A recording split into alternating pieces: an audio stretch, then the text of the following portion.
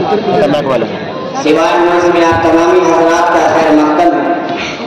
आज के इस खुसूसी प्रोग्राम में हम चर्चा करेंगे वक्फ तरमीमी बिल 2024 पर। वक्फ बिल पर चर्चा करने से पहले मैं आप तमाम दर्शकों को वक्फ के बारे में कुछ बुनियादी जानकारी बता दूं।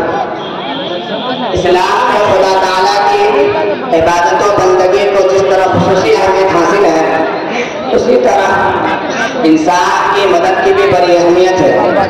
इसलिए नमाज रोजा के साथ साथ ज़कात सदका फित्र के अहकाम भी दिए गए।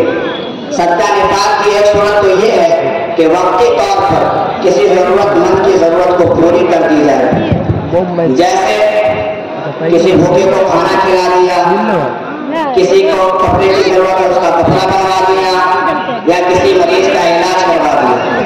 और दूसरी सूरत यह है कि कोई ऐसा कार्य खैर किया जाए जिसका नफा बहुत से लोगों को पहुंचे और बहुत दिनों तक पहुंचता है। अगरचे इन दोनों ही सूरतों में अजर सवाब की है, लेकिन दूसरी सूरत में अजर ज्यादा है, इसलिए कि जिस चीज का नफा जितने लोगों को पहुंचेगा, जितने दिनों तक पहुंचता रहेगा, उसी कदर उसका अजर सवाब भी होगा। चुनांचा रसूलुल्लाह सल्लल्लाहु अलैहि वसल्लम ने इरशाद फरमाया, जब इंसान का इंतकाल हो जाता है तो उससे अमल का रिश्ता टूट जाता है, सिवाय 3 सूरतों में। नंबर 1 सदका जारिया, नंबर 2 ऐसा इल्म जिसके बाद के लोग नफा हासिल कर सके, नंबर 3 सालेह औलाद जो उनके लिए दुआ का इस्तेमाल करती हो। इन तीनों सूरतों में से एक सूरत वक्फ की कहलाती है। इन तीनों सूरतों में से एक सूरत सदका जारिया की कहलाती है। सदका जारिया से मुराद ये है कि ऐसा काम इंसान करकर मर जाए जिसका नफा उसके मरने के बाद भी जारी रहे, जैसे कुआं खुदवा दिए, बोरवेल करवा दिए, मस्जिद या तालीमी इदारे की तामीर में हिस्सा लिए, मुसाफिर और यतीमों के लिए कोई खैर कर दिए। इसी तरह जो भी खैर के काम है वो सब सदका जारिया में शामिल है। उसी तरह सदका जारिया की एक सूरत वक्फ कहलाती है। मैं आपको बता दूं कि वक्फ के असल माने रोकने के वक्फ में किसी भी चीज की मिल्कियत को रोककर उसके नफा को गुरबाओं, मसाकीन और वक्फ करने वाले के मुताबिक खर्च किया जाता है। वक्फ का एक निगरान होता है जो वक्फ करने वाला खुद मुतय्यन करता है या काजी मुतय्यन करता है, जिसको मुतवल्ली कहा जाता है। मुतवल्ली की हैसियत सिर्फ एक निगरान की होती है, वो वक्फ का जिम्मेदार और वक्फ का मालिक नहीं होता। उसका काम सिर्फ वक्फ को अपनी निगरानी में रखकर उसके नफा को गुरबाओं, मसाकीन और दीगर मुस्तहिकीन पर खर्च करना होता है। इसी तरह हिंदुस्तान में मुसलमान 1000 साल तक इक़्तिदार में रहे। उस दौरान हमारे आबाओ अजदाद ने बेशुमार जमीन और जायदाद वक्फ की, जिनकी हिफाजत के लिए सबसे पहली बार 1954 में एक कानून बना। ये कानून नाकाफी था, फिर उसके बाद उसके बगैर एक नया कानून बना। 1984 में एक नया कानून बना। ये भी कानून वक्त के तमाम मुतालबात पूरा करने में कासिर था। फिर उसकी जगह एक नया कानून 2013 में बना।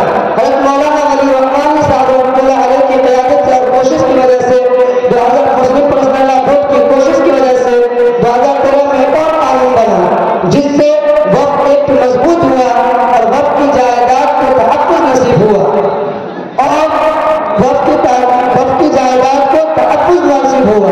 अब मौजूदा हुकूमत वक्त एक्ट में तब्दीली करना चाह रही है। हुकूमत क्या तब्दीली करना चाह रही है, उनके अज़ाइम क्या है, उन तब्दीली के क्या क्या नुकसानात हो सकते हैं, उसी पर चर्चा करने के लिए आज हमारे साथ बतौर मेहमान खुसूसी जमीयत उलमा हिंद के सदर जनाब मौलाना इनायतुल्लाह साहब तशरीफ फरमाए हैं और इसी के साथ साथ मुस्लिम पर्सनल लॉ बोर्ड के नायब सदर हाफिज फरहान अख्तर साहब हमारे साथ मौजूद है। उसी तरह इमारत शरिया के नाज़िम आला हाफिज रज़ियान साहब मौजूद है। तो वही युवा नेता अपनी हिमायत करने के लिए मौजूद है अजहर जमाल साहब, अशद अख्तर साहब, अम्मार महमूद साहब। का बहुत बहुत शुक्रिया अदा करता हूँ और तमाम नाज़रीन का। चलिए प्रोग्राम को आगे बढ़ाते हैं और सबसे पहले मैं आपकी शुरुआत करना चाहता हूँ हज़रत जमाल साहब वक्फ तरमीमी बिल 2024 जो हुकूमत ने पेश किया है, इस बारे में आपकी क्या राय है? जी, मेरी राय में तो हुकूमत बिल्कुल सही कर रही है। मैं हुकूमत के इस इक़दाम का सर मक़दम करता हूँ। इस बिल के आने से वक्फ बोर्ड को बहुत फ़ायदा होगा, मुसलमानों को बहुत फ़ायदा होगा, क्योंकि आपको मालूम है कि वक्फ बोर्ड की तरह वक्फ की जायदाद का किस तरह गलत इस्तेमाल हो रहा है। मुतवल्ली हज़रात इससे अपने जेब तो भर रहे हैं, लेकिन गुरबा और मसाकिन को कुछ नहीं मिल रहा। बहुत सी जायदाद उन्होंने बेच दी, बहुत पर नाजायज कब्जा जमा बैठे हैं और कई सारी जायदाद को किराए पर लगाकर खूब कमा रहे हैं। मुतवल्लियों की ये धांधली बंद होनी ही चाहिए। जी, ये कह रहे हैं कि वक्त आ जाने से मुतवल्लियों की धांधली बंद होगी और वक्त के जायदाद पर नाजायज कब्जे का सिलसिला बंद होगा। इस बारे में आप क्या कहना चाहेंगे मौलाना अब्दुल्ला साहब? इनका जवाब दें। देखिए, इस बात से भी बिल्कुल इनकार नहीं कि वक्फ के कुछ जायदाद पर मुतवल्लियों ने मनमानी और बेजा तसर्रुफ किया है और उसका नाजायज इस्तेमाल किया है, लेकिन इनसे ज्यादा नाजायज कब्जे तो इन हुकूमती इदारों ने कर रखे हैं। खैर, इसका यह हल नहीं कि वक्फ बोर्ड से उसके अख्तियार छीन लिए जाए और सरकारी अफसरों को उस पर मुसल्लत करके उनके रहम करम पर छोड़ दिया जाए, बल्कि हुकूमत वक्फ बोर्ड को यह हुक्म दे कि वो मुतवल्लियों के मनमानी की रोकथाम करे। उसके लिए हुकूमत वक्फ बोर्ड पर हर मुमकिन ताउन करे।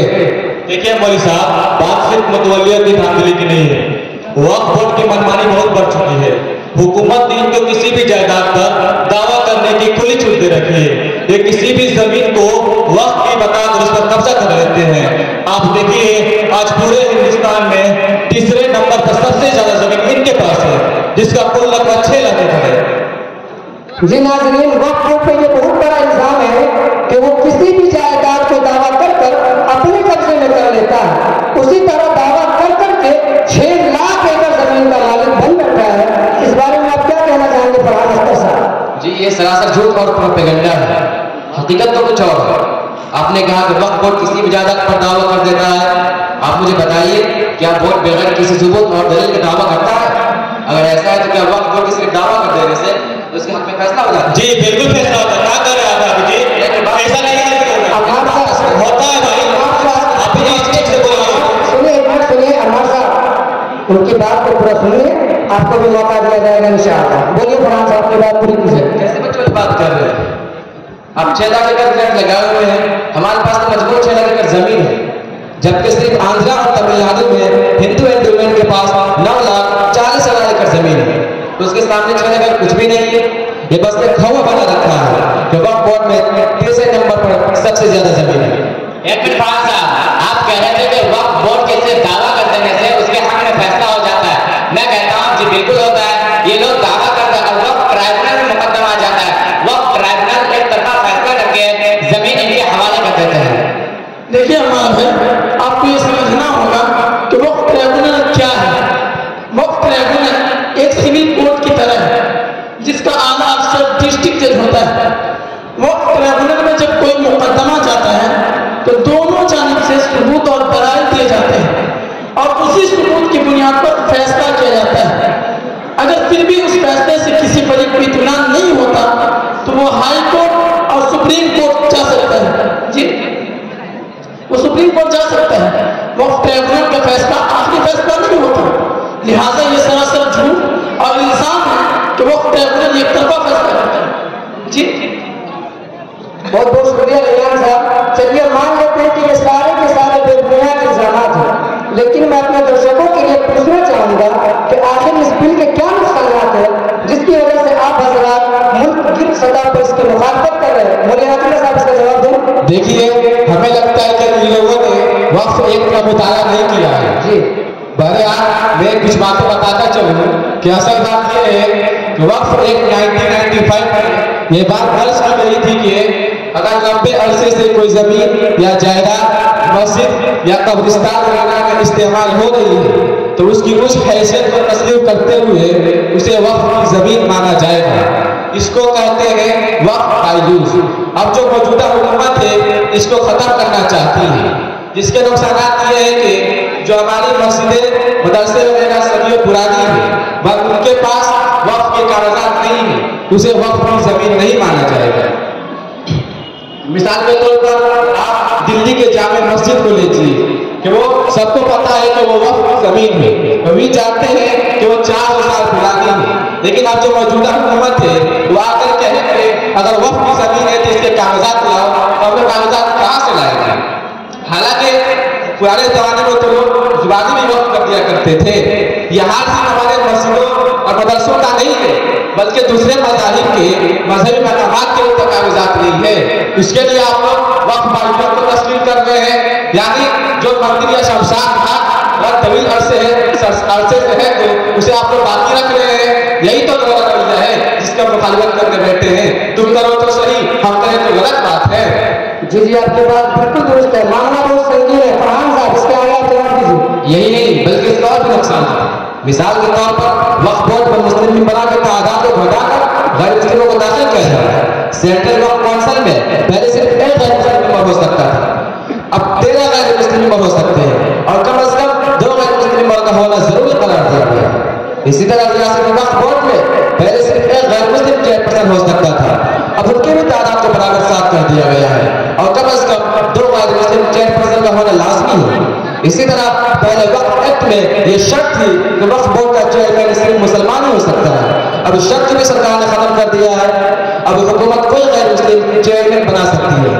ایسا کر کے حکومت وقف بورڈ کو غیر مسلم انتظامیہ کے ہاتھوں میں دینا چاہتی ہے، جو لوگ نہ تو وقف کے شرعی احکام کو جانتے ہیں نہیں ان کو وقف کی جائیداد سے کوئی ہمدردی ہے۔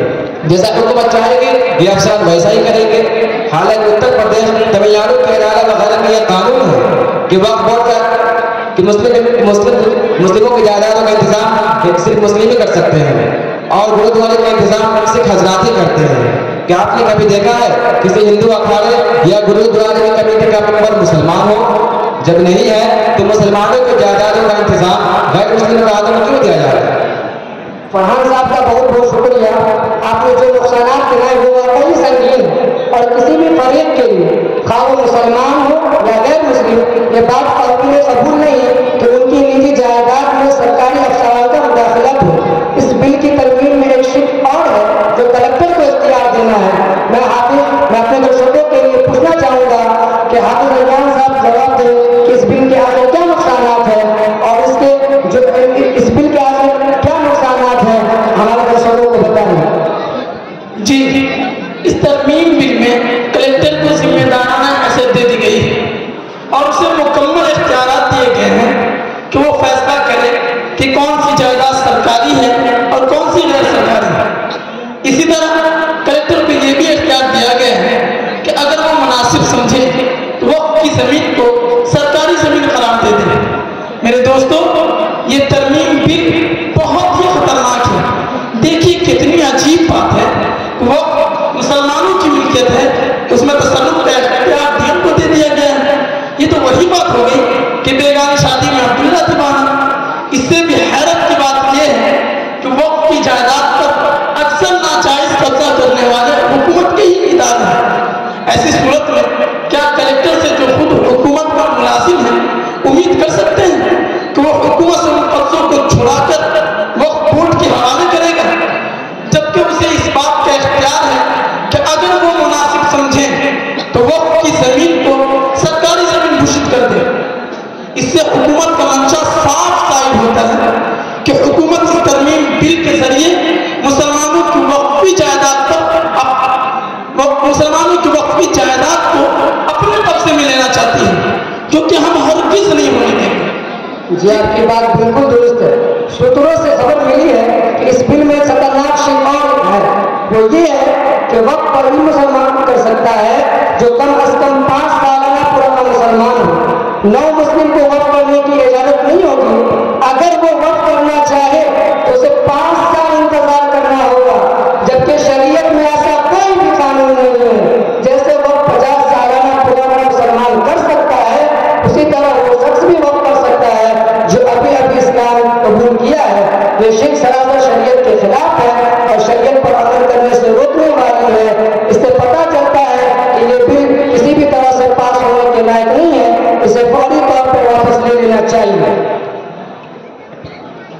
देखिए, मैं आपको एक बात कहना चाहता हूँ, न्यूज़ चैनल और अखबार पढ़कर हमें यही लगा कि ये बिल हमारे फायदे और वक्फ बोर्ड के खामियों को सुधारने के लिए लाया जा रहा है, लेकिन उसके संगीन जो नताइज और नुकसानात सामने आए हैं, इससे हुकूमत का मंशा साफ जाहिर होता है। आज से हमारी राय भी बदल गई और हम भी इस बिल की मुखालिफत करते हैं। आपके चैनल के वास्ते हम तमाम मुसलमानों को पैगाम देना चाहते हैं कि वक्फ तरमीमी बिल नहायत ही खतरनाक है, उसकी मुखालिफत करना तमाम मुसलमानों की जिम्मेदारी है। जैसा कि आप लोगों ने ईमेल भेजकर अपनी मुखालिफत से JPC को आगाह किया, आइंदा की जरूरत पड़ी तो हम मुस्लिम पर्सनल लॉ और जमीयत उलमा हिंद और इमारत शरिया की आवाज़ पर लब्बैक करेंगे और मुखालिफत की जो भी सूरत हमारे उलमा बताएंगे, हम उस सूरत को जी जान से इख्तियार करेंगे और हर हाल में इस बिल को वापस करा कर रहेंगे इंशाअल्लाह। हाजिर आप जवाब दें, बोले करेंगे मुखालिफत इंशाअल्लाह, मुखालिफत में आप हज़रात मुस्लिम पर्दे के साथ देंगे इंशाअल्लाह इंशाअल्लाह। इसी के साथ आज का डिबेट खत्म होता है, फिर मिलेंगे एक नए शाम नए मौजू के साथ। फिलहाल के लिए इजाजत देती है और बने रहिए हमारे साथ और देखते रहिए सिवान न्यूज़। शब बखैर, अस्सलामु अलैकुम रहमतुल्लाह।